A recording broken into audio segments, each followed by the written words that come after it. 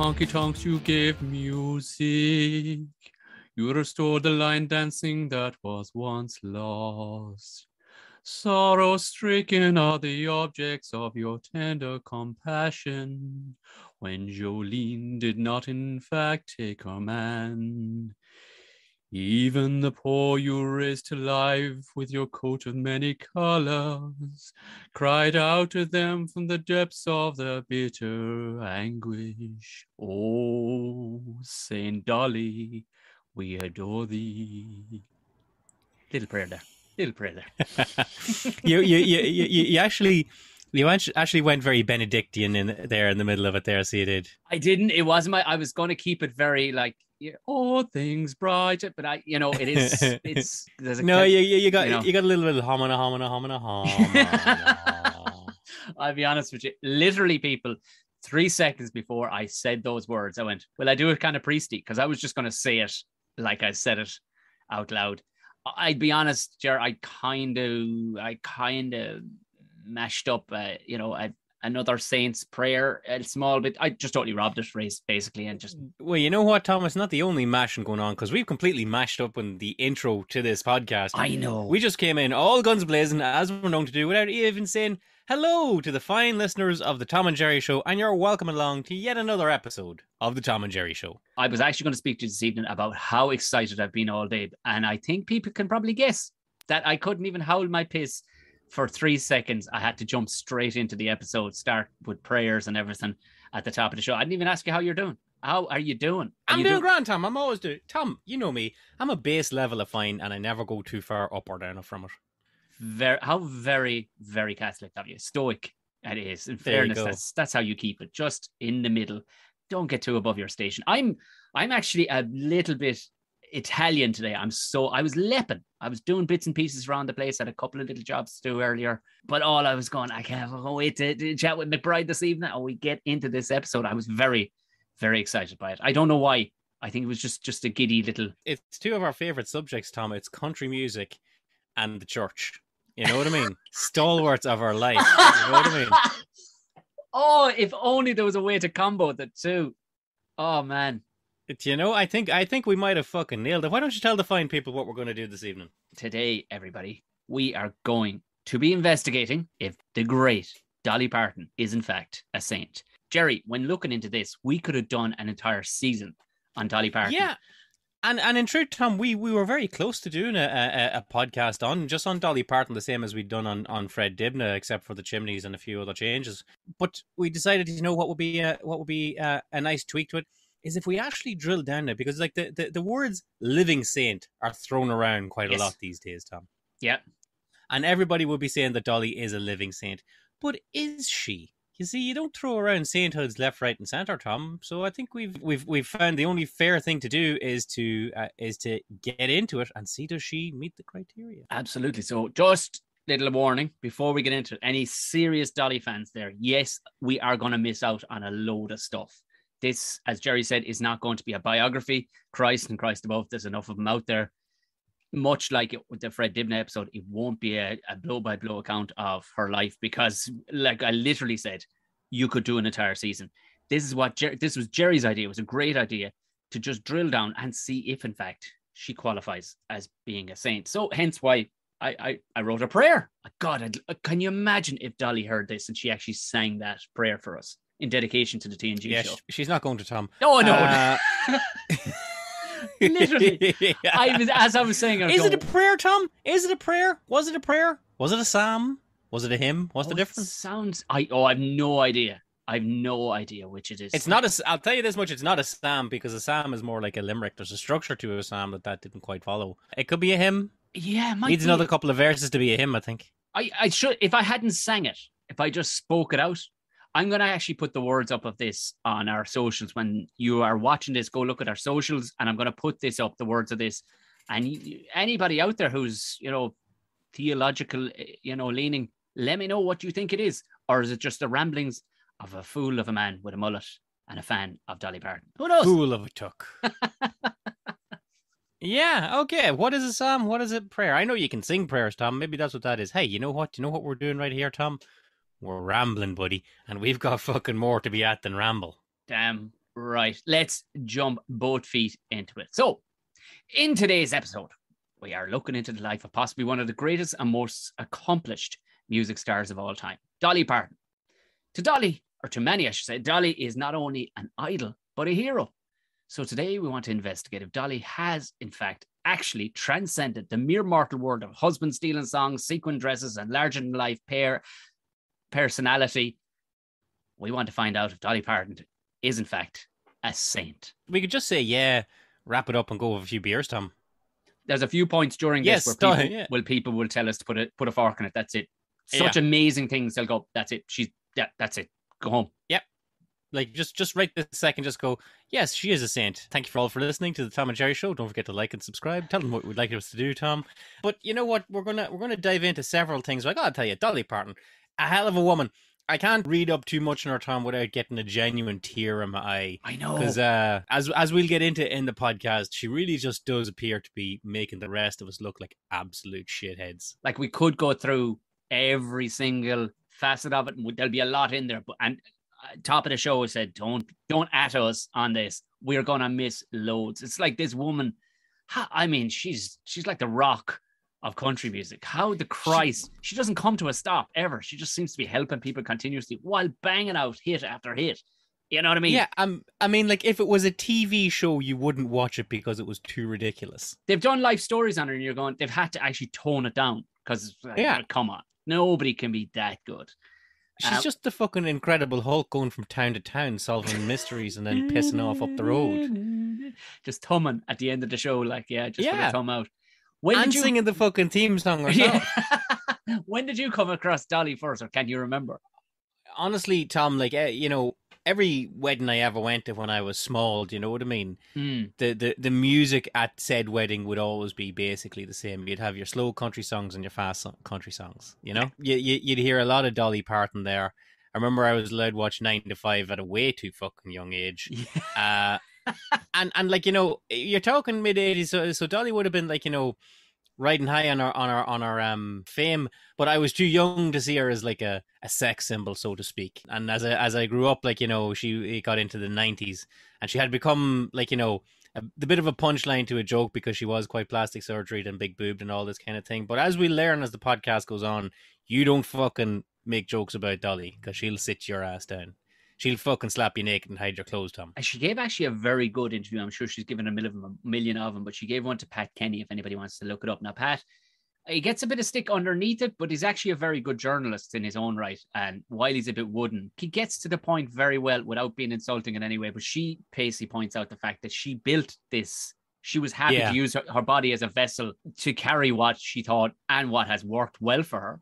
It's like, you know what I mean? As she said, you gotta tend your racehorse if you're planning on racing it. So hence why she created the character that she is. But underneath it all, you could see she's a hell of a good egg. I remember I think the first time, it was probably, I would imagine, way too young for watching this. Even the name would suggest it. But I can remember watching on Sunday with my old man. And even I remember him looking at me a few times going, I'm pretty sure you shouldn't be watching this. And it was a Western, like we used to watch all the time, but it was the littlest whorehouse in Texas. But I remember there must have been stirring in my loins of a 12-year-old or 11-year-old or whatever, because I can remember coming away going, I think I fancy her, and I don't even know what fancying is. I think I may be in love with Dolly Parton. As we'll get into it as we go on, Tom. Yeah, so like we said, it's not actually going to be a biography in any make, shape, or form. We will miss loads of stuff. This is the testing ground to see if Dolly Parton is in fact a saint. So let's jump into it, Jer. Before we don our polished spurs and our 10-gallon hats and dive into Dollywood. Yes, that's a real place, but more on that later. We have to first take a look at the criteria outlined by the Christian faith for what makes someone a saint. We're getting serious here, lads. You can't just be slinging out sainthoods to any old friend or family like a politician with a fistful of All-Ireland matchday tickets. No, sir. This club is tighter than the Illuminati. And if you haven't earned it in life, you ain't getting in. Saints were big. Comedian Paul Marsh, he said when he moved to Dublin first the other day, Jerry, he could not believe. He thought cars came out of the factory with the Padre Pio sticker on it. He couldn't believe when he moved to Dublin first. Genuinely. He was that wide-eyed and just country that he genuinely couldn't believe that cars were driving around Dublin without, you know, a Padre Pio sticker on it. It's like, how are you even driving safely around the place without a Padre Pio sticker? Tom, when it comes to the church, as you say yourself there, they don't dole out sainthoods on a fucking hourly basis. Oh, no. The last saint to be made was 2016, and he was a chap called Saint Oscar Romero. Stop. Do you know the what guy a I'm on cool about? name. It's an absolute, and he looks like a BMF. Do you know what I mean? Like he's pretty badass. But you might remember he was a priest that was shot at the altar in El Salvador. That ring any bells? Yes, like something out of a fucking a Treo movie or something. Yeah.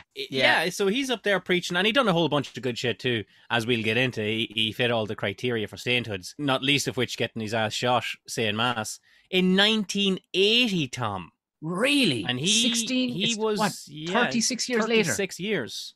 Whoa. And he was what you would call a shoo-in, okay? So all I'm going to say is if we make the case for Dolly Parton today, don't expect the Catholic Church to roll this out in the next calendar year. They're going to take their time with it. They have relics and whatnot go around with. There's a lot of merch involved, obviously, as you know. Oh, once you're a saint, Tom, forget about it. You've retired your jersey. Do you know what I mean? Like they're going to be selling that merch forever. And like, you know, Oscar Romero here, I'm not entirely certain he's the saint of anything. I think all the patron saints of things are gone. I'm not sure what Oscar would be the patron saint of. I mean, like, you know, not get it ain't dodging bullets anyway. Who knows, right? Did you ever pray to Saint Anthony before we move on? He seems to be but when you look up saints and whatnot, he seems to be the most popular man of the whole lot. I mean, I think I may have once or twice when, you know, he lost something. I think I may have prayed to Saint Anthony. I can't remember. Saint Anthony's a go-to guy. If you lose shit, he's the patron saint of lost shit. And like, you know, did I find things after I said a prayer to Saint Anthony? Yes, I did. Would I have found them anyway? Who's to say, Tom? Who's to say? Saint Anthony's not like running out and moving your car keys a foot to the right so you'll see them where you didn't see them before. I mean, it's a great position to be in if you are Saint Anthony. When you think about it, it's like you're gonna find them at the end of the day. And if you don't, well, don't blame me. But chances are you will find most things. You know what I mean? You will find most things eventually. So he's in a great position that way. Look, we're not here to tell you the stories of saints and all the rest of it. I just kind of wanted to see what Jerry, you know, I probably myself, what part saints played. Really, Saint Anthony was about the only one. Saint Valentine, I believe Bones, are they in Christchurch? Or am I totally wrong? St. Valentine's bones are in Dame Street, yeah. No, sorry, I beg your pardon. His heart is in St. Dame Street, which is the part you want a St. Valentine to be known. Right, is it really? Yeah, I think that was the last thing that he shouted before he died. It was like, you know, send my heart 5 doors up from Five Guys. And is St. Nicholas, is he buried in Dublin? Am I wrong? No, that's only what the parents tell their kids. But come here, Tom, while we're on the saints of things, do you know that there is a patron saint of music and musicians? No. Who? Yes, indeed. That is Saint Cecilia. Saint Cecilia. You're breaking my heart. Feast day, November 22nd. But she is the patron saint of music and of musicians. But here's the thing, Tom. It doesn't specify what music she's a patron saint of. So I reckon that does leave a window open for someone to be the patron saint of country music. And I do believe we have a lady that might fill those boots. At the very least, a subcategory. Maybe she's, you know, assistant deputy to, you know, artists. And there's none for actual artists. It's music, is it? That is, and Cecilia is music and musicians, Tom. And that is the extent of research I've done for this podcast. That's fair enough. That's absolutely fair enough. Right. Let's jump in for anybody. And yeah. Okay. Let's make some sense, dude. Prior to this, I had no idea. I had thought a couple of things maybe, but I thought it was like, hey, roll the dice. Sometimes good, sometimes bad. I thought that's what it was to be. But there are some very strict guidelines when it comes to sainthood / beatification. Let's jump in and see what they are. So as mentioned, there's some serious criteria to land in yourself that saintly blue tick. So if you're thinking about it, yourself might be in line for the owl nod because you did that 24-hour fast in 5th class. Or, you know, you gave a lad €1 out of your ashtray to get the trolley out a little. Then have a gander at these first before you get your hopes up. Had you any notion, Ger, what it took to be? I had it floating. I had a couple of very specific things, and as we cross them here, Tom, I'll shout them out. But the one thing that stuck in my mind was like 3 strikes, you're in. Okay, right. Well, I reckon a good few people have probably gotten the strikes, but I'd say it still comes down to the big boy up the top.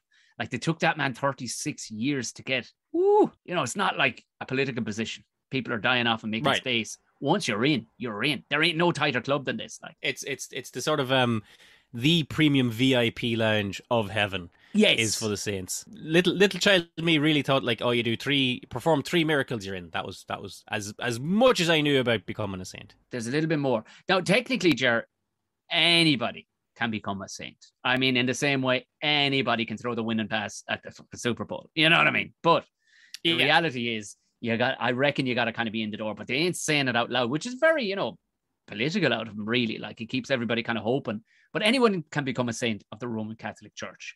But this status is only granted after death, typically. Here's your problem. Look, I think in this instance, we can definitely we can do up a dossier, I think, anyway, throughout this. And, I think, get it ready for, I suppose, express post. Furthermore, to achieve this beatified status, which is to be a sainthood, one must lead a heroically virtuous life. Now, keep that in mind, right? On strictest accord with the teachings of the church, embracing charity, faith, hope, and other virtues. One must also perform miracles during their life and either be martyred in the name of their religion or be responsible for miracles posthumously. After that, the canonization procedure must begin at least 5 years after the person's death. However, the Pope can make exceptions for this rule, as in the case of our motherfucking Teresa, who became a candidate after only 2 years. I mean, that's top of the class stuff, isn't it? You know what that is, Tom? I reckon that's getting her into the sainthood before some bad press hits. That's what I thought, because apparently she was in with a few dodgy characters, apparently. Yeah. Overall, she did good, but apparently she was a bit of a dodgy one. We let the readers look into her herself, but we're not saying that she was running guns for the Calcutta Mafia or anything like that. But we're not saying that, Tom. Yeah, she was friends with a few leaders of certain countries that you go, really? Okay, all right, fair enough. Yeah, I mean, here's the thing. Mother Teresa is proof that if someone wants you to get something, you'll fucking get it. All right? If someone wants you to have a job, you'll get it. If they're the right person in the right place at the right time. Exactly. It's kind of written in that it's got to be minimum 5 years. Fabrizio, what was his name that got shot at the altar?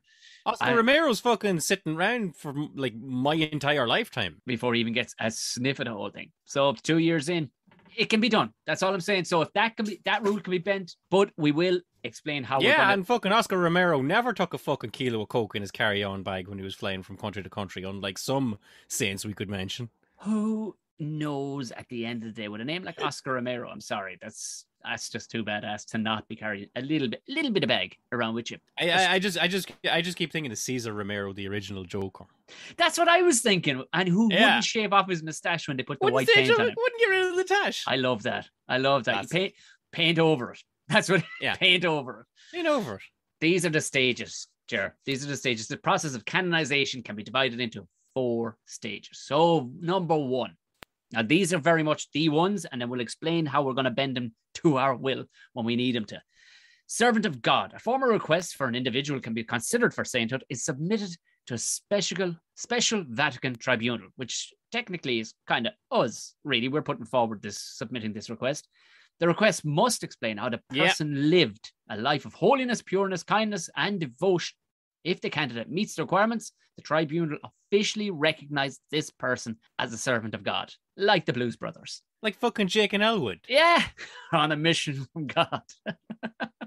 All right, here's the thing, though. This is what throws me straight away. This is why, you can't be... This tells me that you can't be a late bloomer and be a saint. You need to have a life of holiness. You can't suddenly just turn your life around in your 30s and be as holy as you fucking want. You're not getting into the club, no matter how good you are. Yeah, it kind of looks like it's got to be the full stint. You've got to be a lifer. Unless you did some unbelievable shit from your 30s onwards, No. Do you know what this is, Tom? This strikes me that you have to be one of these fucking kids that never missed a day at school. Yeah. 18 years and never missed a day at school, and to say that proudly like anybody gives a shit. Typically, unless they find something like that, they got a twitch in their eye for the rest of it. You got to be, you got to be a little weird to be that straight. Nobody's that straight. But the point is, if you turn around, Tom, and decide in 6th class, okay, I'm never going to miss a day at school. You know what? No, you've already missed plenty. It doesn't matter going forward. You're fucked. So I think this game's rigged a little bit, just a little bit. Yeah, maybe your parents were in on it at the top. Who knows? Who knows? Let's investigate it. Maybe there's a couple more. We'll have to investigate, and for our subject here, Tom, we're going to have to investigate: has Dolly lived a life of holiness, pureness, kindness, and devotion, like from day one, or was she playing five-finger fillet with a switchblade round the back of the bike sheds at school and only got good later on? Let's find out as we read on. So, second level, much like, something out of Indiana Jones where you got to get through, it's heroically virtuous. By Jesus Christ, I want that in a t-shirt. The tribunal report is sent to the congregation. Wait, you hear this for a name. If ever there was an invention of an old fucking official society of brothers of lads who actually had big jobs, sent to the Congregation for Causes of the Saints at the Vatican. That's the actual official title. Talk about an absolute quango job, if ever. That is 2006 written all over it, doesn't it? That's like fucking Hellboy working for the Bureau of Paranormal Research and Development. Like, it's just so fucking... Exactly. So this particular congregation is comprised of theologians, cardinals, archbishops, and bishops. They study the person's life and writings to ensure they are in line with the teachings of the church. Yelp reviews rarely taken into consideration, I'm told. The candidate must be found to possess 4 cardinal virtues and 3 theological virtues to be declared venerable of heroic virtue. Now, what are these virtues? And how will they fare up against some of these, I hear you ask? So the cardinal ones are these. Prudence. Should I? Yeah, I know, Jerry. I used to know these for my communion, Tom. You just strict communion. I think I just got asked, who had the WWF title at the time. To be honest, that priest is pretty cool. He was pretty relaxed like that. Oh no, did you not have to to line off your fucking all this kind of shit? Very little. He was a very cool priest. He wanted to know who was starting full forward for Tipperary at the time and who was the WWE champion. That was pretty much it. He was a pretty cool cat. He wore nice. He didn't just wear the regular stock jumpers. His jumper set like Ralph Lauren and stuff. Same man quit the priesthood actually because he was too good looking. He was a bit of an Oscar Romero himself, and certain things can come calling when a man is that good looking. So, Hope he didn't quit the priesthood the way Oscar Romero quit the priesthood. Gee, hey, whoa. I better get a look at this guy actually again. So the cardinal ones are these: prudence, justice, temperance, and courage. Now, I know you'll know temperance because that came up in last week's episode, didn't it? Yes. Temperance is sobriety. Keeping her straight down the line, never wiggling into the ditch every so often. Ger, already I think we're rattling the sideboards here already. I don't. That's what they call falling at the first fence there, Tom. But for Dolly, as we'll get into it later on, perhaps she might. Is Dolly Parton a hard drinker? What do you fucking think? What about prudence and justice, the fucking terror twins over here? So what do you reckon prudence? What do you reckon prudence is? I always just knew it as a lady's name. I mean, justice is justice, what is right and just. Prudence, Tom. No, what's the dictionary definition of that? Being a cute whore, basically. Yeah, genuinely, if you were to break, like it's like being, tidy with your money and stuff. Don't be flachulach, as they'd say in Irish. Don't be throwing yourself around the place. Like but being cute. It's sensibility, isn't it? Yeah, it's prudent. But it would be prudent. Yes, prudent. Okay. Some definitions would say, "Oh, it's absolutely, saving money," and it's not. It's not really. It's bottom line being a cute whore and not too flahulach. You remember in the Goodfellas when they did the big heist, and all of a sudden your man shows up in a fucking mink coat, and Robert De Niro snaps. He's like, "The fuck you doing? I told you no big." He was not being very prudent in that moment. Yeah, I mean that's in the director's cut. He goes, "Hey, motherfucker, didn't I tell you to be fucking prudent? Didn't I fucking tell you to be prudent?" I can't get no fucking prudence around here, huh? You bunch of no prudence motherfuckers. You're some no prudence. And the final cardinal one is courage. So courage, obviously. Right. Courage. Yeah, courage. You gotta be brave, okay? You gotta fucking be that Indiana Jones. You gotta fucking penitent man kneels before God, Tom. It's Sparta. Basically, send your child out to fight the wolves. Courage. We all get that. That's not courage on your behalf. You're just sending the kid out. It's courage on the child's behalf. There are 3 theological ones, or theological, whichever you prefer. Faith, hope, and charity. Now, if you're wondering, yes, those are 3 members of the Dingle family in Emmerdale. Actually, it's I've only just spotted that. I was going to say, is that the Dixie Chicks? It could be, but it's definitely, there's at least 2 of them that are definitely Dingle members in the family, and I haven't seen Emmerdale in 10 years, but I definitely remember there was a couple of them had had No, names. I will say there absolutely was a charity dingle. There was, yeah. So obviously, I mean, in reality, faith, hope, and charity, we get that. We get what the hell they mean, right? So you've got those are seven virtues. Seven virtues. And hey, anybody listening along going, hey, fucking hell, I am doing all right here. You're probably either totally delusional or a bit of a boring shit. Or maybe you're rocking your way to beatification. I will, the second level of it there, Tom. Number one, be a servant of God. That was handy enough. Level two, be heroically virtuous. I mean, I haven't seen the levels go up in hardness that quickly since Sonic the fucking Hedgehog. Where the first one is like, yeah, run around this green field. And then the second level is like, oh, catch these bubbles underwater or you'll fucking drown. It was quite a steep curve there, all right. I think, to be fair, I think the first one is almost like the line where it says, anyone can become a saint.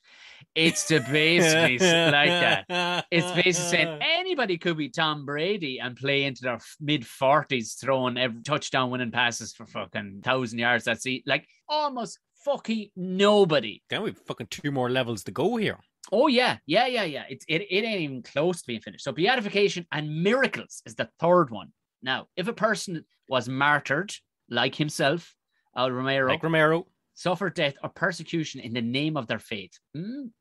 I don't know if he was shot for being a Catholic priest, but maybe he was. That was exactly why he was. That was precisely why he was shot. Tom. Oh, was it? Okay, well there you go. Listen to this now. He almost jumps all of this because purely that, right? He jumps a lot of the hoops in number 3 because he bit the dust, bought the farm, as they say. So he or she can be beatified and named blessed without further investigation. Deal done. If you are blasted away, not just because, you knocked off a liquor store the night before and the owner's catching up with you. You were shot in the middle of and for the reason of your faith, then, you can potentially jump all these next ones. Now, the investigation can end there, straight in, top of the list, which after 36 years obviously happened to our Oscar. Now, this is locally recognized sainthood whereupon the person may be worshipped in his or her city, diocese, region, or religious community. That's Oscar all day long. Now, if you haven't been martyred, you must be responsible for the occurrence of a posthumous miracle verified by the congregation, meaning you pulled a miracle off while you were dead. Now, I don't know. I mean, it's fucking hard enough when you're alive. Jesus. I mean, we're gonna get into miracles here, Tom. But again, miracles is thrown around, okay? Like you stumbling on the last step when you're drunk, but miraculously righting yourself before you paint yourself on the bottom up at and go, oh my God, that was a miracle. That wasn't a miracle, Tom. That was lucky. Not. Like Cork people use a phrase, you are haunted, which means just that. You are actually miraculously saved in that moment. It could mean that you got onions on your burger when you hadn't asked for them, but they arrived on it anyway. That's up to be also a miracle. It's not a miracle. Miracles are fucking big jobs, actual miracles. So these miracles could include stigmata. The saint's body shows signs of the 5 crucifixion wounds of Christ. List them out for the non-believers there, Tom. So there are 2 in the hands, 2 in the feet, and 1 in the side. I'm thinking, am I right? Am I right, sure? Yeah, your left side where his heart was pierced, our Lord's heart was pierced. For I know this is a podcast, so you're not going to see it, but Tom's after listening to the stigmata, and it was very much like a Ryanair safety demonstration. I did. I fucking held up my own hands and feet. Yeah, it was that two in the hands, 1 left, 1 right. 2 in the feet, 1 left, 1 right. Good Jesus. Good Jesus, literally. So the saints' bodies. Yes, indeed. Yeah, so you can show them like Padre Pio had those, didn't he? He had them, if I remember correctly. More on that later. Levitation. The saint is able to float. In water, surely. We could really do with theologian. I know somebody who actually has a degree in this who would be brilliant to sit along. Oh, no, they'd nerd it up. Literally, we're getting through the facts just so that we can jump into the Dolly side of things. Throw them on out there, yeah. Exactly. So we'll assume that it's floating like, the blue guy. Like David Blaine, with his flute hanging out in the... Are they the Mystery Men of it? In Watchmen. Yeah. The Watchmen. So the third one is the third major one. Biolocation. The person is able to appear in 2 places at once, like the aforementioned David Blaine. Or The Prestige. Spoiler alert. Yes, this Prestige. So there are other ones accepted too, Jared. There's other ones accepted that are, in or around. If you got a couple of these in, you're pretty much looking good. Healings attributed to the saint's intervention or contact with relics belonging to the saint. So, you'll hear of people touching the bones, or there'd be a little bit of a relic, a little bit of rag inside one of those little, scapulas kind of things. Yeah. Liquefaction. That's a word you don't hear too often, right? The body of the saint or the representation thereof liquefies each year on the day of his or her death. I should have looked into this further. Yes. I'll give you one for that. There's a well out in Dundalk that is a shrine to Our Lady. They call it Lady Well. And every year on the feast day of Our Lady, it fills with water. Does it actually? And you go out and it's, oh yeah, I went to it every fucking year for 20 years when I was a young fella. Was brought out to it. I wasn't like raring to go to it like it was Slane or something. And you go out and you filled your bottle, you filled your empty 2-liter, your 3-liter country spring bottle with Lady Well water, and that done you. That was your holy water for the year. Was there water in that well every other day of the year, Tom? Was the council turning on a tap and filling it with water on demand? Let us know in the comments. On that one, on the basis of that one, I want to know more of what. There's a place up the road here called Saint Pecan is his name. I don't know what he's the saint of. It's a cool name, like pecan. Like nuts. Yeah, it could be. All I know is that they used to have mass there every year out in this cool old, fallen down old monastery that was there. And I used to have to serve mass, but you get 20 quid for it. You get 20 quid for serving mass. But you would get $20. 20 bucks, $20, and you get all the crisps and score you want to have afterwards with your parents, but you would get eaten alive by little midges.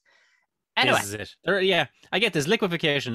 The body of the saint or the representation thereof, so their shrines and all this kind of thing produce water on the year of his or her dead. That's all over the fuck. In fact, now that I think of it, St. Lastra has a well in Dunamine, does the same job. Say no more. I want to hear more of these from around the country. That's two of them. That's two of them within a half day's drive of Carrickmacross, County Monaghan. There's a high water table around that part of the country, I do believe. What can I say? The next one is incorruptibility. The body of the person who is already buried does not decay. This was always one that I had heard, Tom, about saints, is that they didn't rot in the grave. That if you went down and you dug them up 30 years later and they still looked the way they looked beforehand, that was the hallmark of a saint, which is why, to me, that's an easy thing to check right there. Absolutely. Now, this next one is the one I had heard of. Don't know why I heard of this one. It's odor of sanctity. The body expels a sweet odor instead of the normal posthumous odors. So none of that stank, that you'd see people in, the Silence of the Lambs rubbing the stuff under their nose. I've heard stories of it, being that way. I don't know. So those are the miracles that are kind of accepted and will get you a shoe in. I'm sure others will be, would be looked into. If you were able to bring stuff back to life, then I think they'd probably give that a look too. But those are the typical ones that if you got a couple of them in post-death during your life, then things are looking good for you. Here's the final stage, the big boss. I just want to say before we move on, Tom, that the odor of sanctity just really sounds like something that Monty Python and the Holy Grail. It does. It really does. I bless you with the odor of sanctity. This is the Hurley hand grenade of Antioch. Counteth to 4 and not to 5. And the odor of sanctity. We are the knights who say ni. Anyway, one last one because we got to lay out Robotnik. We got to lay out the ground rules. So the one more demonstrated posthumous miracle must occur as a result of the person's intercession for the person to be canonized. So you got to pull off one more miracle as a result of you on your brown bread. The person is then canonized through the formal papal decree that the candidate is holy and in heaven with God. The Pope makes the declaration during a special mass in honor of the new saint. Now you're a made guy. What are the perks? Well, can anyone say merch? Huh? Cha-ching! And lots of it. Masses, prayers, feast days, and even the odd Christy Moore song may feature you. It's all the way to Easy Street once a person gets that golden halo, Jer. We talked about it already. You are made beyond made. Imagine how proud your family would be. You know what I mean? There's no coming back from that. There's nothing. You're untouchable. You are a made guy at that stage. I mean, It's really something, Tom, there that you just said something there that really blew my mind. The Pope has to confirm without a shadow of doubt that you are in heaven. He had a look. Like, yeah, and it's not that, like, just on your, on your deathbed you said fuck it and started, pulling yourself and cursing and saying all kinds of mad shit. And God was like, you fucking fell at the last hurdle there, kid. Straight to hell with you, Yeah, I mean, I thought we're all going to heaven. But it would seem in this particular case that the big man can actually have a look, or at least text and find out for shiz that you're definitely in heaven. Hey, a lot of people believe in strange things. There's a lot of conspiracies out there. Who knows? I don't know. Who knows? But I'm just giving you the criteria. I don't think in all fairness, anybody who's listened to the previous 5 seasons of the Tom and Jerry show will pretty much be able to, you could literally write a roughshod biography on the two of us. And I don't think we're making it in the book. I don't think we're on the list tonight. We ain't getting in. We ain't getting in the club, Jerry. But if you do get in, Tom, and you touched on it there, if you do get in, did you know that the Roman Catholic Church has no process of examining the case once you're made a saint?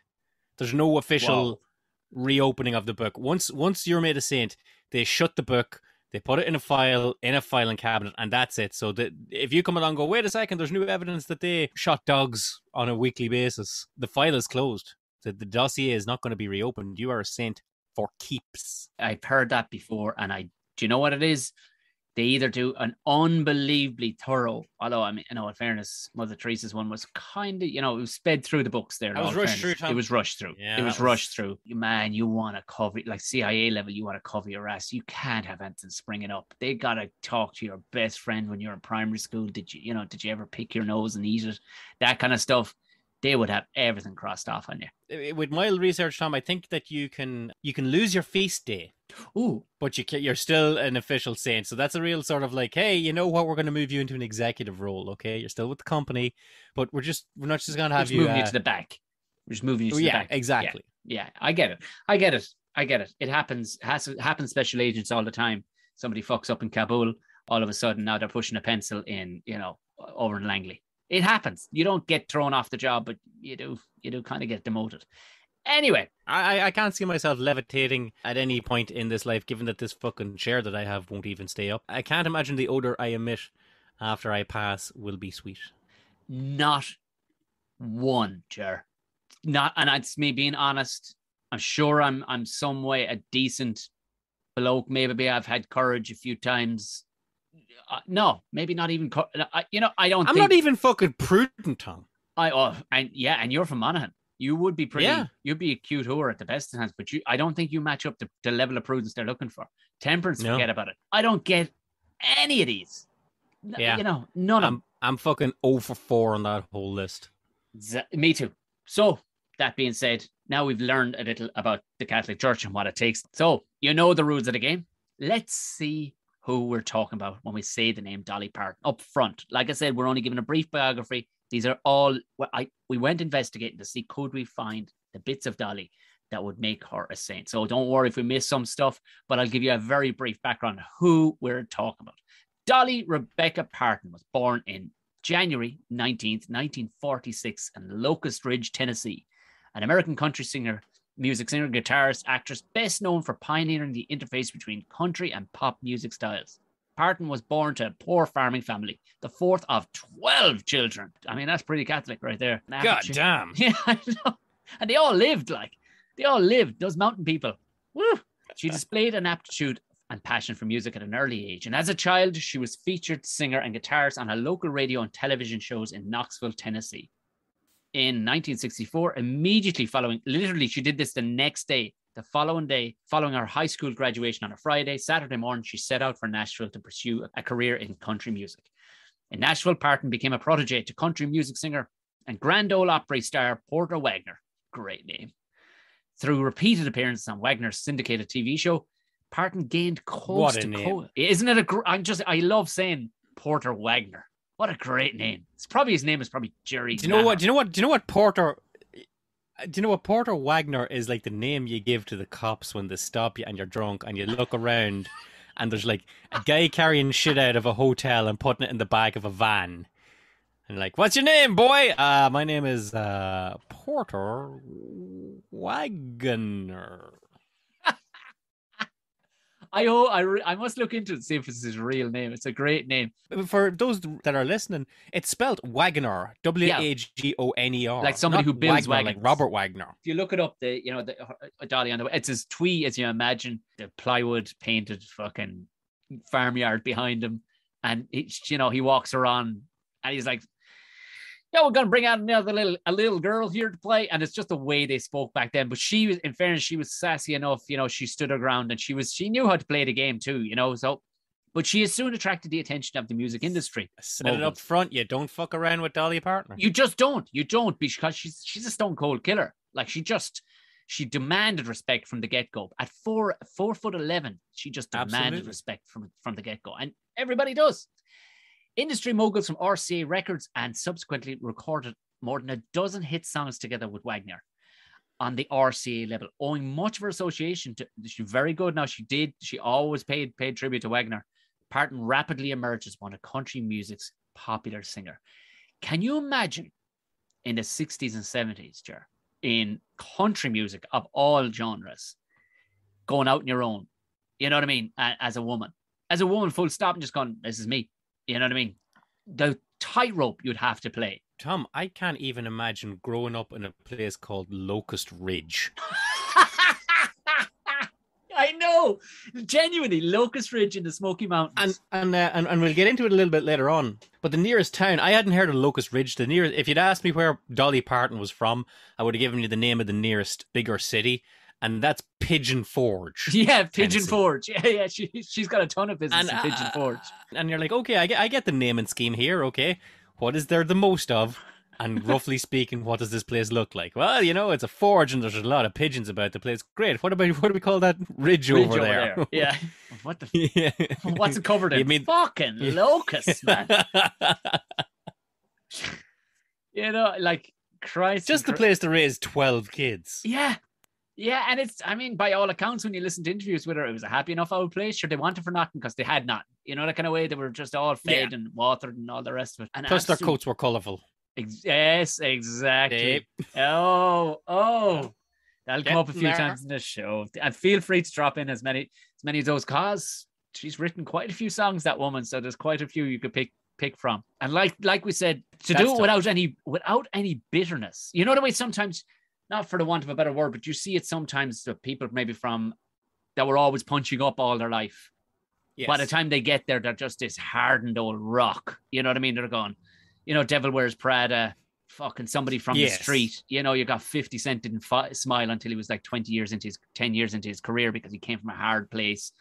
She just smiled the whole way through it because she was like, she was talk about one vision of just, I'm getting to the top and it's going to be class. So chill. It really is amazing because all you ever hear is that the music industry is this cutthroat industry. It's a real take no prisoners, and it takes budding starlets and stars and just turns them into like broken husks that are writing pop songs for people 40 years younger than them. Not the case with Dolly. She seems to still have that sort of youthful, girlish energy that she would have carried into the industry to begin with. And every interview watcher, she's so professional, but so confident in how she doesn't feel like she has to project anything other than what she actually is. So that's it. That's Dolly for the minute. Trust me, there's a gazillion things you can go and watch on Dolly. If you really need to know more, there's a rake. We're going to miss it all because essentially we're going after the points up to 4 beatification rules. We're going after the 4 of those and we're going to break them down to see where Dolly lines up. Very first one. Number 1 was the servant of God. So straight out the gate, this could be, like you said earlier, doors, where somebody just goes, Dolly Parton, a saint. Yeah, close the book. That's it. Done. No more question. Yeah. Because right here, right now, Dolly joined with country artist Zach Williams in 2021, this year, to win her 11th. I'm actually wrong. I wrote this in 11th, her 17th Grammy, because she has a couple of kind of other ones, but 11th major Grammy for Best Contemporary Christian Music Performance for their collaboration on a song called There Was Jesus. So good night and thanks, everybody. Yeah, There Was Jesus as a statement, not a question. Yeah, there he is. There was Jesus there. There was Jesus? Much. Nope, there he was. Yeah. Yeah, like the 2 girls that saw Mary in Knock. Same thing. They got an airport. he got a Grammy. So now look at. I mean, I will say I'm not familiar with that song, nor indeed the greater workings of Zach Williams. But what this tells us, Tom, is that Dolly is still banging out those Christian music hits. That's not something that she tried for a little while. This is like very much part of her. She is, it has to be said, a servant of God. Here you go. Now, Ger, we're not a religious podcast, although you wouldn't know up until now. Do you know what? It might be a bad idea. Yeah, a few people doing spit takes listening to this. I know, what? I know. But look at this is what we wanted to do for this one, and I can guarantee you, just like every episode so far, nobody has attempted to do it how we're doing it. So welcome. Actually, a religious podcast might be a bad idea. I'd say we'd be top of this. I don't know where the Spotify religious charts are. But look, in this instance, because this is not a religious podcast, we're going to assume that God in this instance, Ger, is actually country music. I'm turning the tables, you see? So, never mind that dead for 5 years stuff. We're going straight out the gate because look at Dolly Parton has broken every rule in the book. So, God in this instance and heaven and all the rest of it is country music. And we'll look to see if Dolly did live a life of holiness in that context, pureness and devotion to the cause to get her name on the saint list. So you get where I'm going with this now. We're not actually trying to get her into 100%. Because I think she was Pentecostal anyway. I don't think she'd probably want to be in the whole, like I said, the 12 kids in the family. You wouldn't know by looking at it, but I think they were Pentecostal or whatever. So she wouldn't be. All roads lead to Rome, Tom. Yeah, exactly. So in 1974, Parton finished up with Wagner on the launch of her solo career. Badass. She could have stayed there. She had it sweet.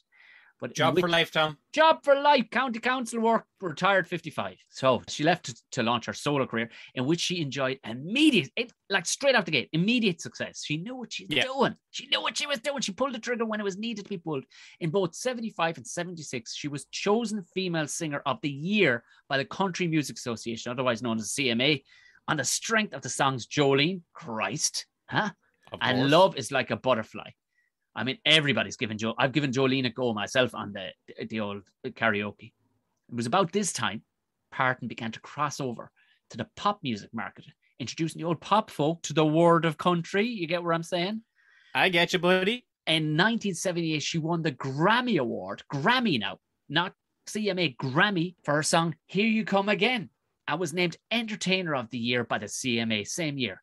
As her career developed, Parton received more Grammys, obviously, like a bunch more of them, both for songs including 9 to 5 and Shine. 95 was in 1980. Shine was in 2001. Who has that career? You know what I mean? Good Christ. Tom, this is, and again, we could be stretching the rules a little bit. It is a life and service of country music. But like the step from country music to God is a fucking straight line, pal.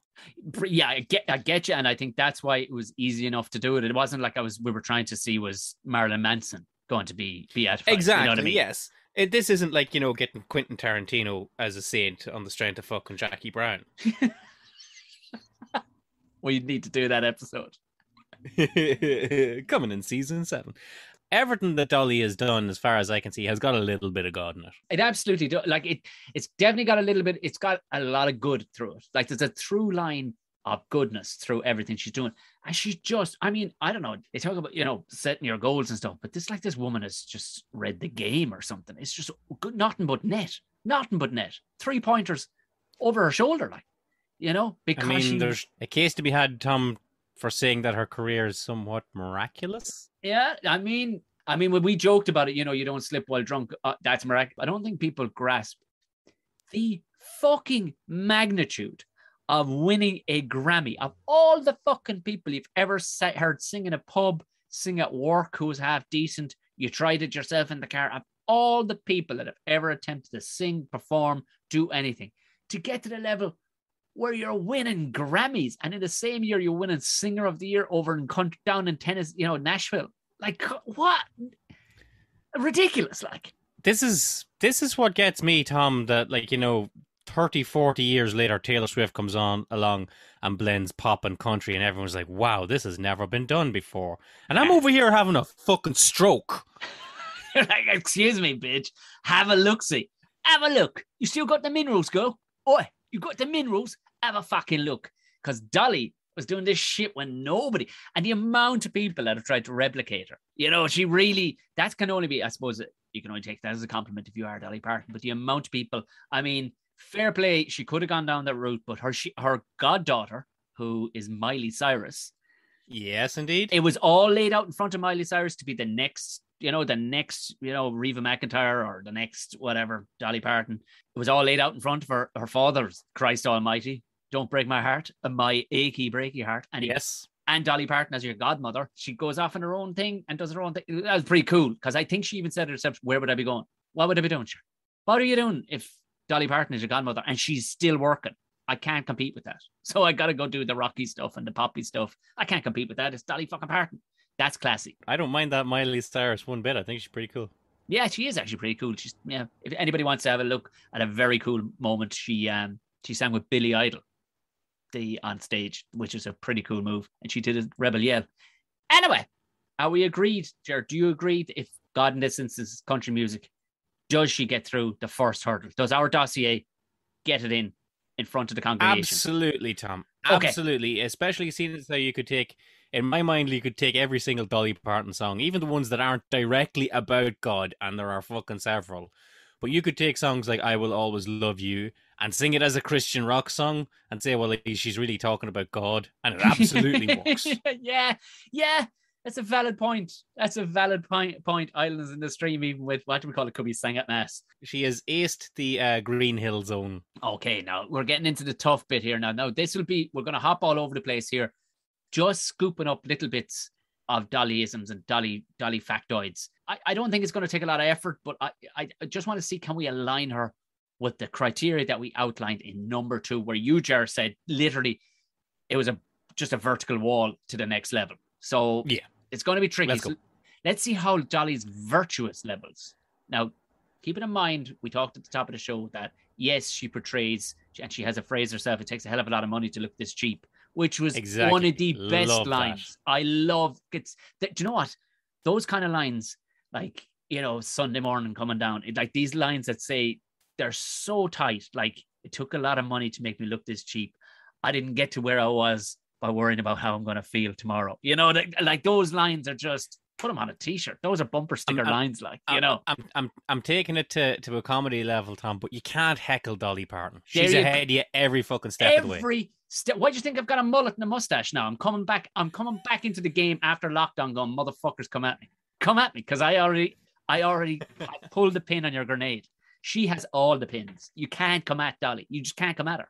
And then she knocks you out of the park with her talent. There you go. In the 1980s, right? So now this is, we're going picking through the life of Dolly here to see if we can pick up all those virtue levels, those cardinal virtues, basically, and the theological ones. But we'll see if they're in there. I'm guessing they're in there relative to country music. In the 1980s, Parton appeared in several successful films, most notably 9 to 5 and The Best Little Whorehouse in Texas. Now, that was a courageous move, albeit, but a bit of a mark on her card there, Dolly. You know, a bit of a bold name, but you know what? If you get offered a job by, you know, the Bandit, it's fucking Burt Reynolds. Of course you're going to be in the movie, for Christ's sake. It's Burt Reynolds. You're going to be the Bandit. Except for in this analogy, Tom, Burt Reynolds is the actual devil. Right enough. You're actually right. But look, okay, yeah. But I can see where you're going there. But she did revive one of the most popular songs for that particular one, which you are going to tell us why it basically saves her grace here. So I wanted to show you the possible human side of her here, where she was fucking sailed close to the old hot fire there, but she pulled back out of the fire with a song called I Will Always Love You, which later in the 90s was handed over, or least, shall we say, out to who, Jerry? I don't fucking know why, Tom. It's Whitney Houston, right? But my mind was just about to go Michelle Williams, and I'm like, I was like, Michelle Williams, fucking Heath Ledger's widow. Where the fuck did that come out of? Fucking lady from Dawson's Creek. What the fuck? No, Whitney Houston. Brains just failed me there. Yes, Michelle Williams did not sing "I Will Always Love You." No, Whitney Houston possibly did. she did, but not to the success for the film The Bodyguard that Whitney No. Houston did in 1989. So, I mean, you have a little factoid there that I didn't even realize as a result. Now, you think that Dolly was, okay, she's a wealthy woman. She's written so many songs. Like, honestly, we could have done a whole episode on just the songs she has sold to other people or written for other people. Like, mind-blowing who she's written for. Like, fucking everybody. Elton John. You know what I mean? Like, phenomenal. Like she can write a fucking number one on the back of a fag box while fucking taking a dump. Like, it's ridiculous how talented this woman is. But this song, "I Will Always Love You," which everybody knows. Yeah, it was. She didn't just recoup the success in the royalties of this, Jared, did she? No, I mean, like, here's the thing: when you have the writers of a song and you have the performers of a song. Tommy, you and I both know that the fucking writer gets all the royalties, or at least the bulk of it. They get the big piece of the pie. So Whitney wasn't starving off the back of "I Will Always Love You," but Dolly made something like $10 million off the back of it. Oh, lovely! And with that money, she invested in an office complex in one of the poorer, more black areas of Nashville, as a way to give back to the black community to honor Whitney Houston. And they went in and they built up this big office complex in a fairly rundown area of town, creating jobs, creating energy around the area, and basically turning it on its head. Who does that? Do you know what I mean? Who does? Like, you never hear that. Like, I'm sure there are philanthropic people around the place, but like I mean, it'd be so easy to not do that. This woman acts like I like to think I would act if I won the Euro Millions. Yes, exactly. Yeah. She is carrying it through. She didn't just turn around and go, "Oh, the check is in, is it? Give that to some of the black lads downtown, will you?" She didn't. She outlined. You can be guaranteed she stood over the whole project. The whole project. She stood over the whole thing. That place will be making money for 100 years. Oh yeah, got the swinging power of Dolly. It'll always. I mean, I hate to say it, and she's still with us, thankfully. But like, I think long after Dolly's gone, there'll be Dolly. Like, Dolly is just. It's up there with Nike at the moment. You know what I mean? It's something. Would they be a couple of posthumous miracles you're talking about there, Tom? I'm just leaving it out there. I'm leaving it out there, Ger, into the ether of your ears and the people's ears to start making up their own mind. But we're not even through it yet. No, we're not going to go through our whole life. But I'm just touching off things just so people can start making their own opinion on it.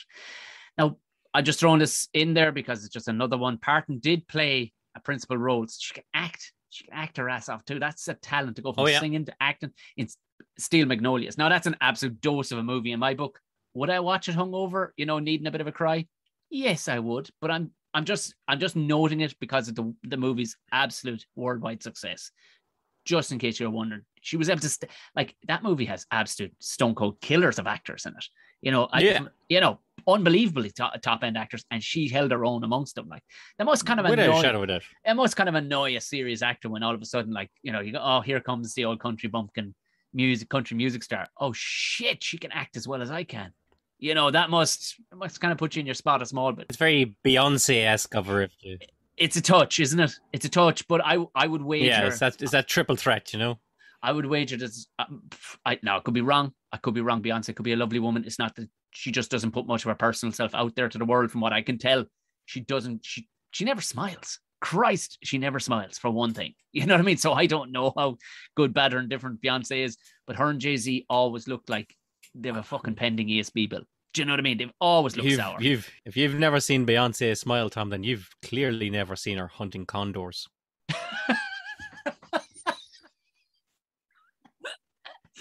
Fucking grinning from ear to ear, Tom.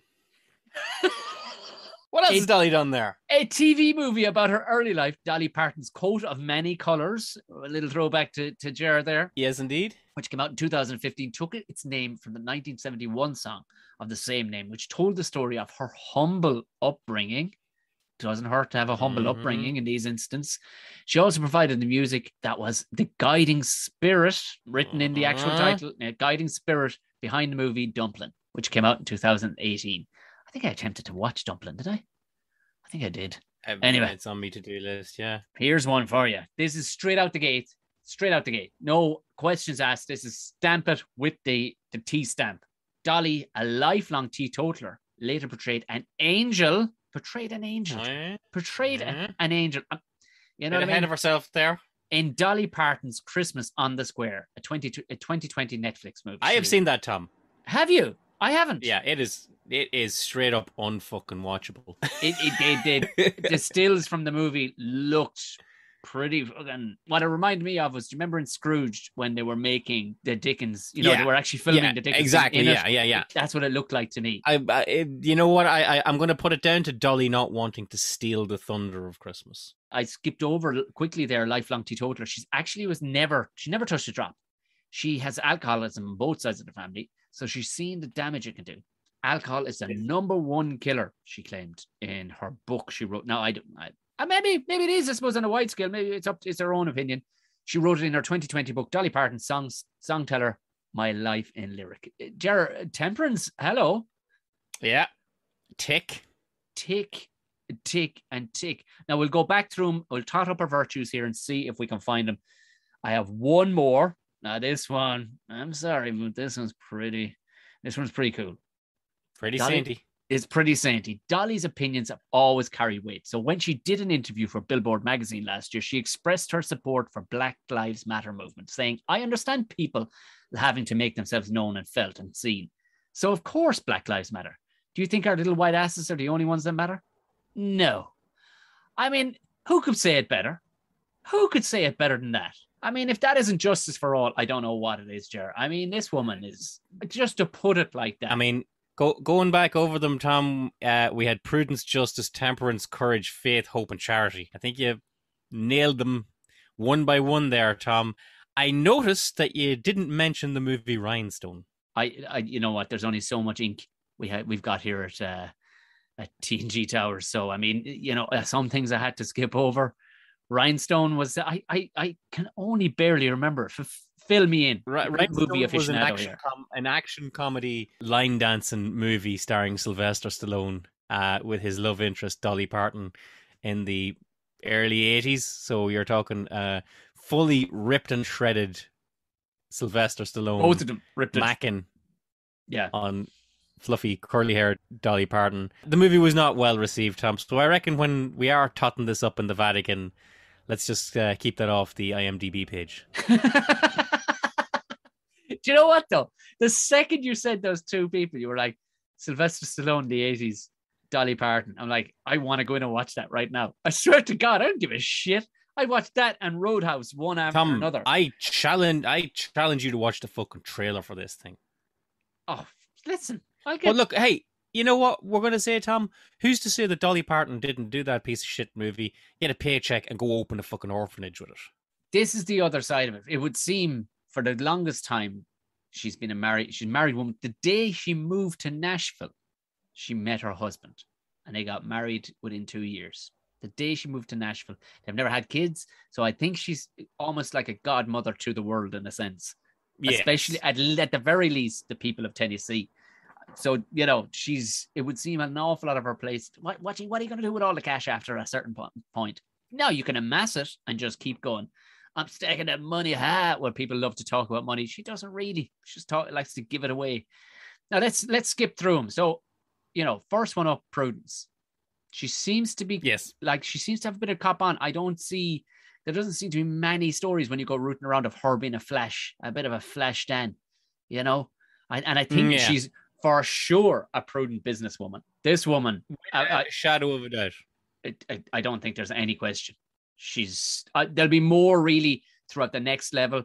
I've probably smattered a few of them in there. They would easily, if we're missing any of the virtues here, they'll show up in the miracles bit for sure. I put down a bunch of stuff in the miracles bit.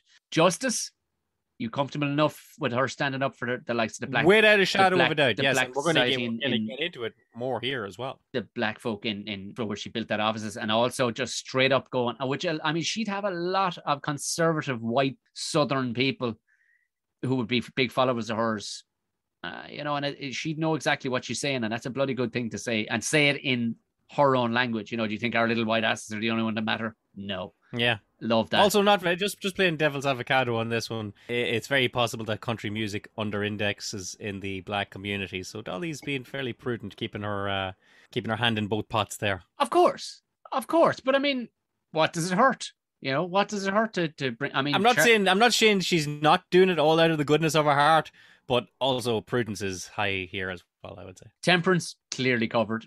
Never touched. That's the just drop. me. I got to bring a bit of cynicism to the whole thing, Tom. I got it. Look, listen, Cardinal McBride. I understand. You were the same way when you were trying to get Oscar across the line. I understand. I get you. Courage. I think her whole, coming out of like walking away from even Wagner's show that time. Who knew she had something lined up, but at the same time to walk away from a nice cozy. Walking away from Wagner's job, Tom. Walking away from a cushy life with all the insects he could eat on fucking Locust Ridge. Like 16, 17 years of age to literally the night after her debs, she threw off her corsage and dress or whatever. And as she says to the shelf, she goes, my matching luggage, I filled up my 4 matching luggage, which are actually, 4 grocery bags that all came from the same shop, essentially. She goes, which is another great line that she's thrown out 100 times, like, but it works every single time. So there she is, the 4 cardinal ones. I feel we've covered them. And as far as the theological ones, Jar, faith, hope, and charity. Come on. I don't think well, let's not insult the woman by even questioning her faith, hope, and charity. I think you could literally write that, under a picture of her on your wall, along with, live, love, laugh, or whatever. That could be your new one. Faith, hope, and charity written under. Those lights we talked about before? You were saying how hard it was. The votives, yeah. The little red lights that you get, the little red bulbs that you put in front, like the Child of Prague. So it's all looking good. It's Dolly's to lose here, Tom. It really is. So we're comfortable anyway. She is a servant of God, the God of country music, and I would imagine real God. And it's a real God. And of course, she's virtuous. She's got all the virtues required according to the TNG show. Now, bring on the miracles. This is where we're into number 3. And if any of you are a small bit iffy going, I don't know, does she hit all the virtues? Have a fucking listen to this. I had to bite my tongue and bite my fingers to not type out everything a miracle this woman pulled off. But these are just a couple of things that are. And I have a couple to add to it as well. Yeah. Yeah, I want to hear more. Aside from her stage and screen activities, Parton is involved in a broad array of projects. Like in 1986, she opened the aforementioned Dollywood, a theme park centered in the Appalachian traditions in the Great Smoky Mountains of eastern Tennessee. All in all, she has created jobs for more than 4,000 people in Tennessee. That's not to mention like all the roadies that go with her on the road, all the people that get paid every time she plays an arena. That's just in Tennessee. She's got 4,000 paychecks to think about. Tom, it's around about here that I should tell you. I've been to Dollywood. No. Yeah. No. Oh, please tell me you're only messing. I do not suffer jealousy. I'm happy with my lot, Jar, in life. I really am. I've got a nice life. But right now, I'm absolutely seething, frothing at the fucking collar. Yeah. Are you serious? You were in Dollywood. I mean, you remember last podcast I mentioned that we picked up some moonshine in Gatlinburg when we were on honeymoon? Well, what's beside Gatlinburg, buddy? Fucking Pigeon Forge. Oh, which is where Dollywood is. My God. So the night after we got the moonshine, we went over to Dollywood, and I got to tell you, it's exactly as described here, that she has created jobs for all the local community and such like. Now, what I will say is this. You know the way normally if you go to a fun fair here and it's all like 16-year-old lads swirling the waltzers and shit like this? Go on. In Dollywood, everybody is like in their mid to late 70s. I love it. I fucking love it. And it's one of these things where like it's a little bit of a sad indictment of America that people have to work that late, but it's also really cute to see all these little old people because they're not wearing, high-vis vests or things like this. They're all dressed up in sort of pioneer clothes and sort of old-fashioned. The ladies are in long plaid gingham skirts and shit like this, and the gentlemen have got like little leather waistcoats and hats and such like on. And everybody is just super fucking nice. Before I get into how nice everybody is in Dollywood, it has to be said that if you think Dollywood is this quaint little Hall of Mirrors style fun fair where it's like animatronic dollies just waving, "Ha! Welcome to Dollywood." It's not, Tom. It is the most fucking knock your balls in the ground theme park I have No. ever been to in my life. It is fucking insane, okay? It's got all these kind of Alton Towers upside down roller coaster rides. Like, it is batshit crazy. All the rides I've ever been on in my life, if I've been in Disneyland or Universal Studios or anywhere like that, I've been lucky to be to these places in my life. Dollywood beats them hands down. Everything is fucking state of the art, terrifying. The food is amazing. We were there in like October and some such, so everything was pumpkin spiced. But like all the food and the pretzels and just carnival food like hot dogs and all this kind of thing. But everything was absolutely delicious, and everything was just so smiley. Now you go on ahead and enjoy that hot dog, and I hope you have a great rest of your day and all this kind of thing. All these little old people. But they had one ride. I was having the time of my life. They had one ride there, Tom, called the Wild Eagle. Okay. And it had only just opened, and it was the only, at the time, it was the only ride of its type in America. Explain. So there's a few elsewhere now. I see them cropping up time and time again. But it was the kind of thing where you'd sit when you walked in and you sat down at first, the ground lowered so that your feet were dangling. Okay. But you were like, it was like the rail was in the middle, and there was like 4 people out one side and 4 people out one side. So if you can imagine like an eagle's wings. Yeah. And you went up. I will say it wasn't the highest thing I've ever been on in my life, but the fall was the steepest. Vertical fall, was it? It wasn't a vertical fall, but it was designed in such a way that you experienced 0G on the way down because the straps that strapped you in weren't tight. Oh, Jesus. So as you went down like a rocket ship, you rose off the seat. Like you literally rose off the seat and you're literally weightless on it. And Tom, I'm not going to kid you. As I went down, I really felt I was like, okay, this is picture wrap on McBride. I'm fucked. Really? You genuinely thought you were going to die in that moment? I feel like I'm going to die. Okay, that is the dream ride. Like I felt this is it. McBride's dying. To the point, like I'll put it to you like this: as I went down so fast, I got like a buzz at the end of me tool. Right? I get. They say that happens. They say that happens. Yeah, but. And it wasn't like buzz, oh, hey, this ride is making me feel kind of sexy. I was like, oh, I know what that is. That's the muscle that holds my piss in at the end of my tool loosening. This is how people piss themselves. Like, something happens and the little valve at the end of their tools just sort of relaxes and lets go because it's like, well, fuck this, I'm out of here. And you can't stop yourself from pissing. Your piss just pisses all out. I'm like, I'm about to piss myself in Dollywood. Now I pulled out of it when we hit the bottom and we dipped back up. Everything all just clamped back up. I was like, I am going to piss myself right here, right now, in Dollywood on the fucking Wild Eagle. Dolly Parton almost made you piss yourself. I mean, that in itself, and you thought you were going to die as a result of Dolly Parton. Some might say, Tom, that thanks to Dolly Parton, I experienced an out-of-body experience. Come on. I got one more story. I got one more story about Dollywood, and it's about the Wild Eagle as well. The rest of the rides are all brilliant, and I got some honeymoon photos, and I'm gonna take them and show them to you on the socials. So it's in the morning. We get to Dollywood nice and early at like 8 o'clock, and we have our breakfast in there, and it's this wonderful old sort of log cabin-y kind of thing. But it's not like when you go to other theme parks and it's like, oh, here's a fiberglass log cabin. This really felt like it was an actual log cabin. Right? So so happened to build a theme park around it. And this little old lady comes over and she serves us, and she looks like Granny from the Looney Tunes. You know what I mean? And she moves like that, and she's got the little reading glasses at the end of her nose and everything. Brilliant. And she's like, oh, hey, okay.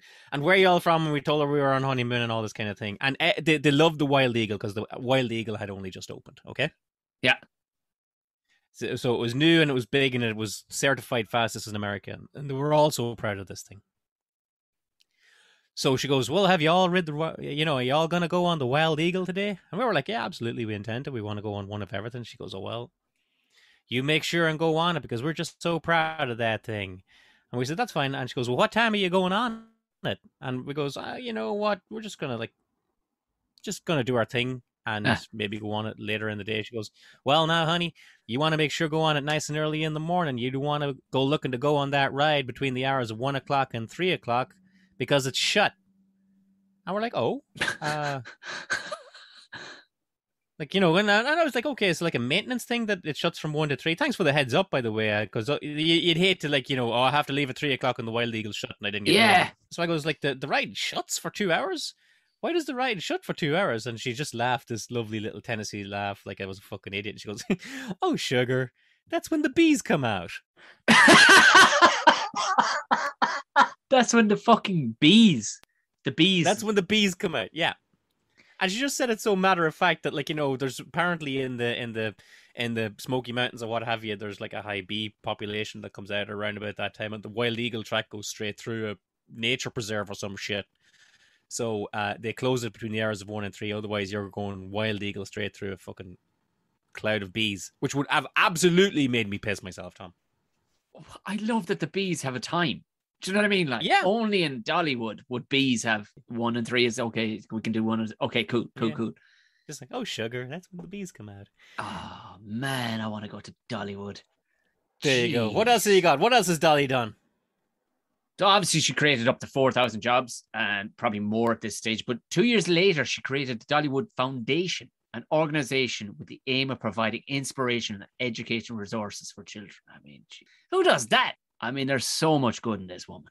In 2016, Dolly launched the My People Fund, which donated $1,000 a month for 6 months to families whose homes were destroyed by the wildfires in East Tennessee. The fund eventually donated $8.6 million to families in need and still operates to help residents pay rent and utilities. Just cause, Ger. You don't have to do any of that. You just cause. I mean, yeah, listen, loads of people do the celebrity. Had nothing to be at, decided to do it. Loads of people do, text fucking Dolly 102 because I'm going to be, on the fucking chase this week. Hopefully raise 10 grand. Like this woman's literally, there's $1,000 a month to help you get over the hump. You won't die of hunger when you got $1,000 a month for 6 months just to help you get out. And she gave out 8.6 million during that time. And it's still going on just to pay rent and utilities to people who are struggling. Jesus. Tom, you haven't even mentioned the Dolly Parton Imagination Library. No, listen, this is the thing. There's so many. Please explain the Imagination Library. The Dolly Parton Imagination Library is a foundation set up by Dolly Parton that will deliver one book every month to a child, no questions asked, until that child is 18 years of age. And to date, she has given away 130 million books. 130 million. 130 million. That's 65 times the population of Ireland. Yeah. No, it's not like I'm wrong. It's closer to like 30, is it? Are we at 30? Maybe. Anyway. Well, she needs to send you a fucking maths book, Tom. But like, here's what it is, right? It's late at night. We'll get a busy at maths for Tom over here, the one with the bee on the cover. Yeah, keep the theme. The fucking bee, yeah. 130 million books, rich or poor, young or old. If you're a child in America and you would like Dolly to send you a book, you give her your name and address, and boom, there you go. Genuinely, people are going, yeah, but should people do that? Who the fuck does that? Who does it? Nobody does it. Nobody does that shit. Do that shit, Tom. And we're not even finished yet. We're not even finished yet for us to pass judgment on the overall, but it ain't looking bad. You know what I mean? In April 2020, as the coronavirus began to spread worldwide, the icon donated let's get this going, $1 million to the diseases research in Vanderbilt University, which is a wealthy university already, which helped fund the Moderna. Now it was directly for the Moderna COVID-19 vaccine. Like she just went, there's $1 million. $1 million. There you go. Go on. Get it. Come on. If we need to speed things up, buy some lunches for the fucking staff, whatever we got to do. Here we go. There's $1 million. Just get out of town. Again, who does that? Tom, that's the Vanderbilt Industries. They've already got a lot of money. They've got all that. They've got all that truck money coming in as well. You know. Yeah. Yeah. I'm assuming it's the same people that do the Vanderbilt trucks as do the Moderna vaccines. It sounds like one of those wealthy New York families, doesn't it? I gotta tell you, by the time that rolled around, and we'll talk about this now in a little second, because you've got fucking more to go on. But when I heard last year, in the middle of the pandemic, that the vaccine had been sponsored and by and large paid for by Dolly Parton, yeah, I didn't even question that. That's the thing. I thought, oh yeah, literally. Now, if they said, Jeff Bezos had done it, you go, cool, cool, cool, good on you. Or I don't know, somebody supremely wealthy, like 50 Cent did it or something. You go, class. Well, wow, that's amazing. But when I heard, same as that, when I heard Dolly did it, I went, yeah. And without even knowing all these facts, it just went, yeah, that fits. It's something she'd do.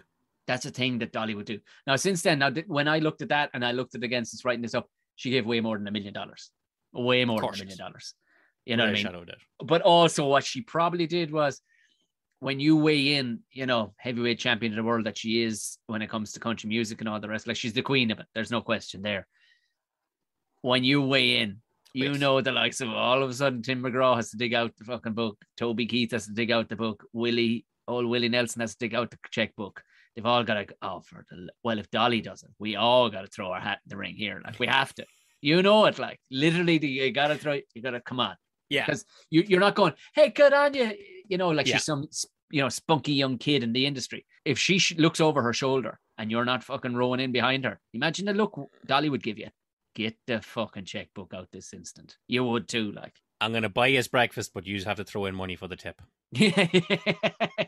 Do you have any more on her there before I finish up with this? Yeah, I've got one if you want to talk miracles, Tom. Please. Not for nothing. Dolly Parton wrote Jolene and I Will Always Love You on the same day. What? She wrote them on those. I knew she was handy. 2 home runs off the first pitch. I know I'm doing a lot of American sports here, but look, home run, like drove it over the back wall twice. People wouldn't write one song that good in their lifetime. She wrote 2 in the one. Are you joking me? No. When asked about it, she was just like, well, I guess I had a pretty good day that day.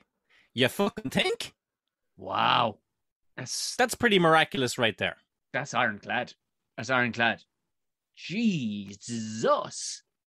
Where was your head at? What kind of supplements does this woman take? It's not even that. She wrote the 2 of them on by her own admission, not even a day, Tom, on a Sunday afternoon. When typically, we're doing dying or chasing children around, with our children around the place, typically going, Christ, will this day ever end? And she's just sitting back, kicking back, going, you know what? I'm not working today, but while I'm not working, I may as well do a bit of work. And I'll write 2 of the greatest songs ever fucking written. Well, if anybody was kind of going, yeah, you know what? A lot of those are virtuous and all the rest. Did she really pull off any miracles? Well, how about this? Last but not least, Dolly actually saved the life of a child actress on the set of the aforementioned Christmas on the Square. Now, Jerry will atone, not a great movie, but look at a bunch of people got work out of it. That's all I'm thinking as an actor myself. A lot of people got a lot of work and well paid, I guarantee it. Netflix made it for Dolly Parton. Fucking ching. Yep, she straight up saved a kid. Talia Hill, a 9-year-old actress and dancer cast in Parton's film, revealed that the Jolene singer saved her from ending up in what could have been a fatal accident. Talia was stepping off a pavement to head back to first positions being the start of the fucking scene.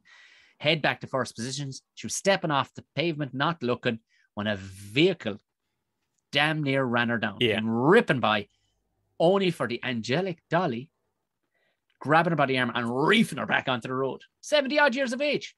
Reefed this child back onto the road. Car, straight past. Could have killed the child. Saved by a woman dressed in an angel outfit. I mean, what more have I got to do here, Jer? I mean, she wasn't dressed in an angel outfit, Tom. Those were just the clothes she wore to set.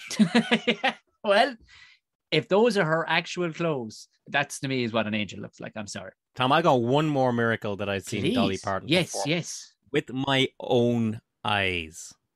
Oh? Because I've actually seen Dolly Parton perform in The Point a couple of years back. Good God. Yeah, she was live in The Point a couple of years back, 2018, 2017, thereabouts. You couldn't miss it. Great show altogether, okay? I was gigging that night. Sold out. I remember it. I was actually gigging it. You remember? Yeah. I was gigging. She would have appreciated that, but I would have loved to see it, but I was gigging that night. So. There you go. I mean, there was two things. Number one, she had like a troop of backup singers, like 6 people backup singers, Mm-hmm. and we were wondering who's going to come on and sing "Islands in the Stream" with her. And she got like the male guy from the backup singers to come out and sing "Islands in the Stream" with her. But he was the fucking living spit of Kenny Rogers, like No way. literally the living. Yeah, the grey hair, the beard, and all that. So that's not the miracle, okay? The miracle is this: I've never seen anything quite like it in my life, and she couldn't have known this was taking place. 4 or 5 rows in front of me and my wife was this woman who was off her fucking face, and she'd been a pain in the whole concert, okay? It was a sit-down concert, and, it's a Dolly Parton concert, so it's like a quite an older audience and, a few younger people, but whatever. But this lady was, like, mid-30s, off her fucking face, okay? And there was an intermission, and when we came back from intermission, she was definitely off her face, so we reckon she fucking dropped a few things in the toilets or what have you. Like, this wasn't drunk. This was off her face, right? Everybody's sitting down in the whole of the fucking 3 Arena, except this geebag, sitting up, yelling and roaring and having a good time, Tom. Lovely. Sorry, I did the accent wrong there. That's fun. Go on. Let's hear it. Yelling and roaring, like, having a good time, right? Okay. Like, she was... It's like, oh my God. And everybody was telling her, excuse me, like, would you mind sitting down? Because those people there with their mums in their fucking 70s. Yeah. And she's like, oh, hello, it's a concert. I'm going to dance if I want to dance. And we're like, bitch, you are fucking dancing to Coat of Many Colors, all right? Sit the fuck down. This went on easily for 10 minutes, and I'm getting hot, okay? Because Dolly's in like a slow part of the concert. She's playing her older stuff. She's playing Coat of Many Colors, tears in everybody's eyes, right? Uh-huh. And this geebag is like gyrating and doing fucking all this kind of dancing, okay? And the bouncers had been called, and they came to her and they told her to sit down 2 or 3 times, and she hadn't sat down. So this woman's getting fucked out, okay? But here's the thing I've learned from this experience is that bouncers won't just grab a woman and get them out. They had to wait around for a female bouncer to come over and get her and grab her and take her out. Okay? So that ended up another song, okay? And it's Dolly's out there singing her heart out, and everybody in the circumference of this woman is just so fucking pissed off and sick at this. We're not missing the concert, but you're drawing all the attention to yourself, which is probably your fucking MO to begin with. All right? The female bouncer comes along, grabs her firmly around the waist, and leads her out into the aisle. And your ones are like, I was only dancing. It's a concert. It's only dancing. And they were like, and they were like, good riddance, the bad rubbish, go on. Get the fuck, you're spoiling it on everyone. And they took her to the exits that takes you back out into the concourse. And the minute her head disappeared from view, dun, tumble out of bed and tumble in the kitchen. And Dolly goes, I want to see everybody on their feet and dancing. Everybody gets their feet and they start dancing to 9 to 5, and she plays 5 straight songs of nothing but bangers. Everybody's up swinging, swaying, having a good time. It was like she felt miraculously the anger that we had towards this woman and waited after she had danced through Coat of Many Colors, after she danced through I Will Always Love You, waited until that woman was out of sight before kicking into the bangers, thus robbing that woman of a chance of songs to dance and giving all of us a fucking spectacular story to tell. What a story. Oh my. Would you, look, okay, I'm not comparing us being we've done decent sized gigs, but it yourself. You can spot one lump of poison in the middle of a big crowd. You can spot it. You can feel the vibe of people around it. You can be guaranteed, okay, they had their set list and their song list and all the rest of it. But I guarantee you, Dolly, she turned the juice on when she fucking got fucked out the door. You know it. She's done enough gigs now to even sense it without looking. There's a dose. I have no idea how this happened, Tom, but it was just so well timed, and the only way that it could have worked as good as it worked was divine intervention. Need we say any more? That topped getting rid of the snakes as the number one miracle performed in this country. Let's move on into the fourth bit, the canonization. This is the discussion, there's the roundtable discussion after everything has been put forward by all the congregation of the boys from the Becca Beyonds, that amazing group. Basically, put everything forward across to the Pope himself. But before we pass judgment, we have to point out that, of course, Dolly is thankfully still with us. And yes, we know it typically takes 5 years now after someone has popped off this mortal coil to become a saint and all the rest will be in the running. But it's our show and we're making the rules. Thank you very much. And not a very old woman either. Yeah, I mean, she's 75. She's 75 right now. So, like, we know plenty of people 75. Listen, to achieve one, and I mean this, would hope that they still have a good 100 of her success, 100 of her achievement. When you hear, I'm going to rack some of this up because, look, we're not going to be swayed by her past awards and nods that they do have, to be mentioned because, sweet Jesus, there aren't enough mantelpieces in the fucking world to store this lot. But we're not going to be swayed by it. But we want you to understand when I say 100th of this woman's career would see anybody list, any artist right for the rest of their life.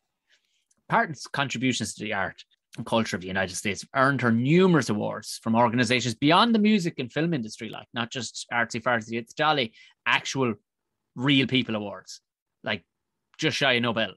She was named Living Legend by the Library of Congress in 2004. Like, Jesus Christ. That's not just, hey, fucking the GOAT, like, this is by the Library of Congress. These people don't mess around. You know what I mean, Jar? For her enrichment of the American cultural heritage. I mean, you've been to Dollywood. You already said it was, it had the Appalachian traditions going on there with pumpkin spice and all the rest, and little old ones going around with the glasses on the end of their nose.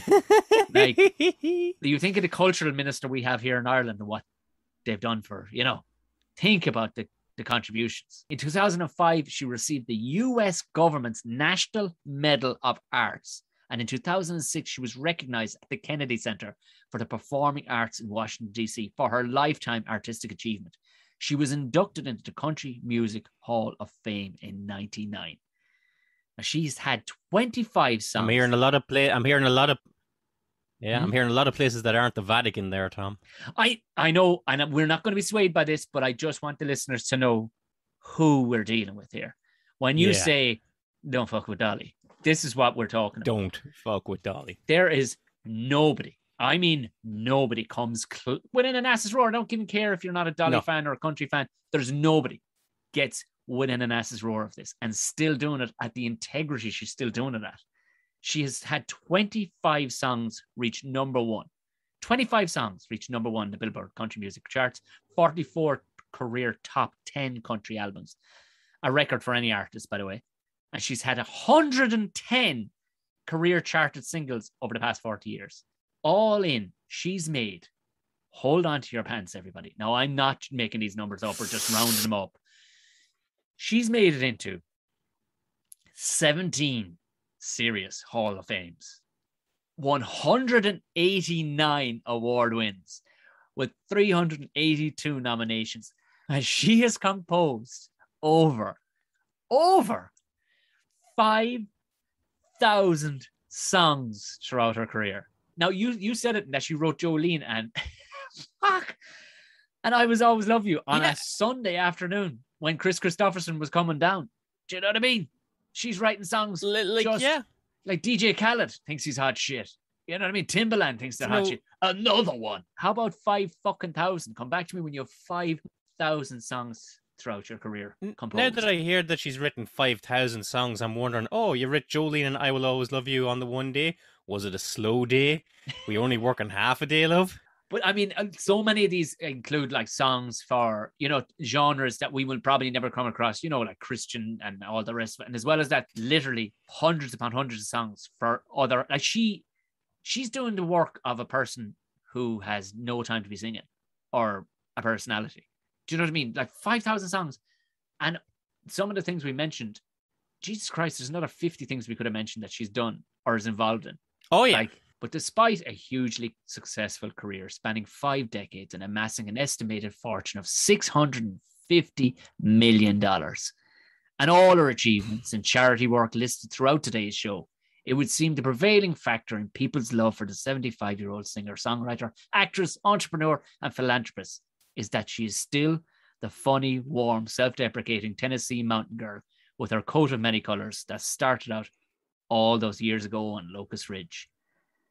And my question to you, Cardinal McBride, is this. Does Dolly Rebecca Parton become a saint today on the Tom and Jerry Show? Well, let's pull it at Tom, okay? Yep.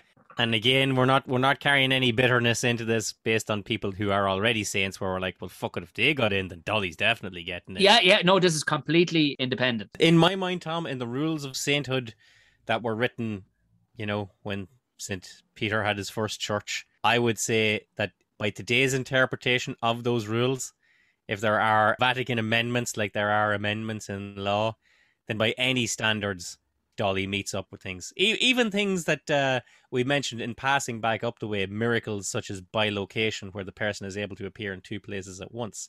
I mean, Dolly played the pyramid stage at Glastonbury with two massive screens either side of her. I mean, are you telling me St. Peter wouldn't have seen that and thought to himself, holy fuck? Well, that's exactly it. I mean, their interpretation of what a miracle would have been.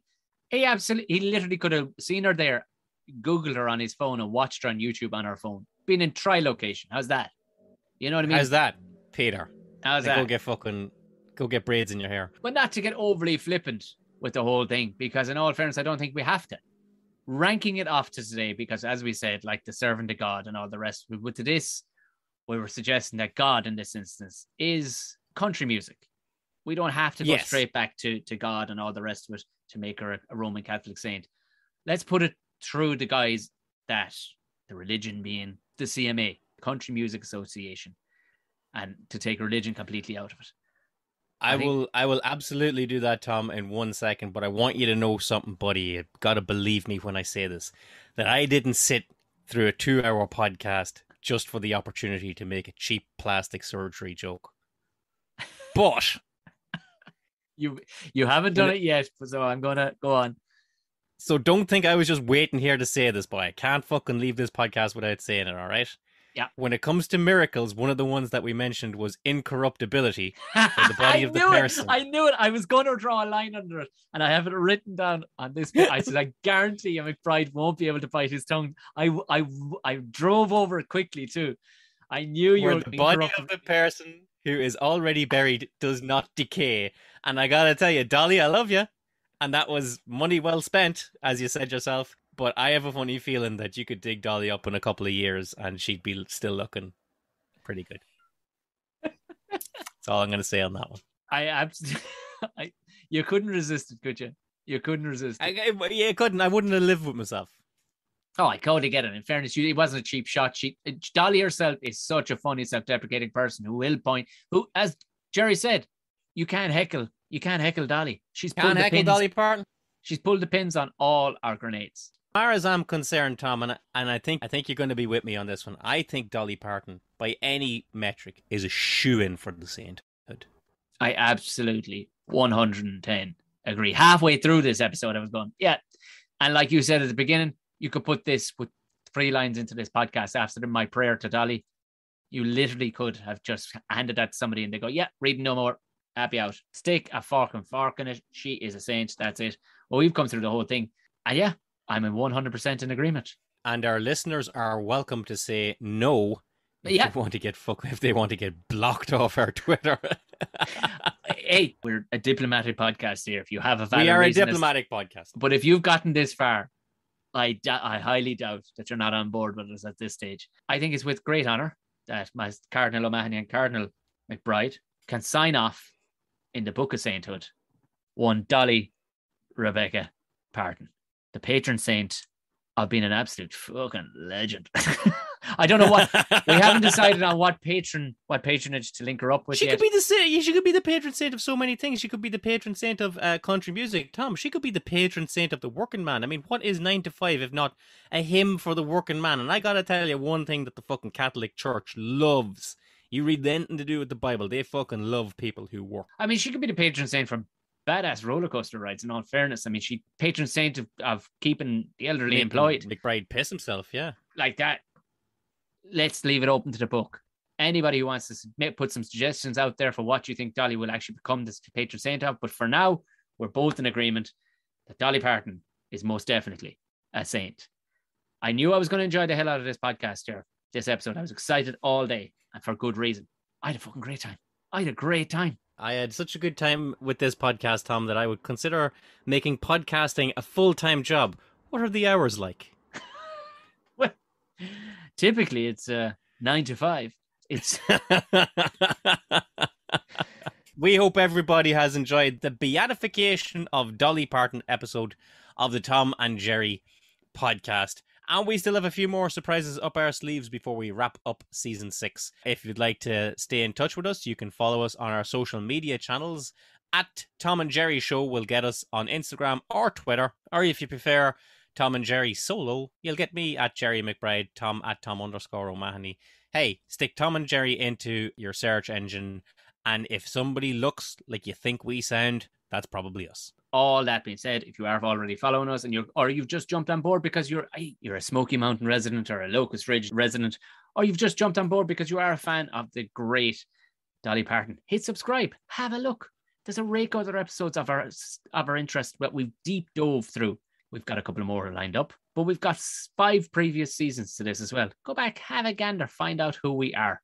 Hit subscribe on whatever platform you're listening to, of course, whether it's even all the way over on YouTube, if that's your bag. But typically people are listening on a podcast app. If it is an app that you're allowed to leave a rating and a review on, please do. I think it's only Apple and Acast at the minute. 5 stars. You know yourself. What use is anything less than that to us? Write us a nice little note. Some people have been writing some cool stuff. We love an good old interaction. Failing all that, take a screenshot of it, post it on your socials, tag us in it, or just roll it up, put in a nice little napkin, slide it across the desk to Nana, and sure, who knows? She might even become a fan of the Tom and Jerry Show. Like Tom says, get in touch with us, especially if you've been enjoying season 6. I personally want to know what the Venn diagram of people who like Fred Dibnah. Something tells me the Venn diagram of people that like Fred and Dolly is a fucking circle. I wonder, was Fred a fan of Dolly? I bet he was. Will you indulge me for a moment as we sign off? Yeah, I gotta hear it. I know what it is before you even say it. I gotta know it. Stumble out to bed and go to